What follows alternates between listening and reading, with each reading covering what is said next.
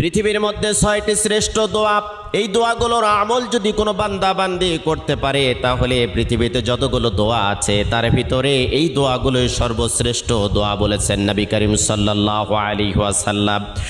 কোনো বান্দা বান্দি যদি যতই বিপদে থাক, কষ্টে থাক, দুর্ভিক্ষে থাক, উৎকণ্ঠার মধ্যে থাক না কেন, সকাল থেকে সন্ধ্যা পর্যন্ত যদি কোনো বান্দা বান্দি দরুদ শরীফের আমল করতে পারে, রাতের বেলা যদি দরুদ শরীফের আমল করতে পারে, হাজারো অশান্তির দাবানল থেকে আল্লাহ রাব্বুল আলামিন শান্তি দান করবেন। 1 নম্বরে দরুদ শরীফের আমল করবেন। 2 নম্বরে ইস্তেগফার।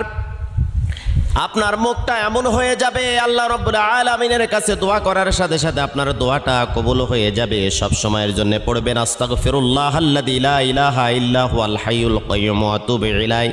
যদি না পারেন তাহলে পড়তে থাকবেন শুধু আস্তাগফিরুল্লাহ। 3 নম্বরে আপনি পড়বেন ইয়া যাল জালালি ওয়াল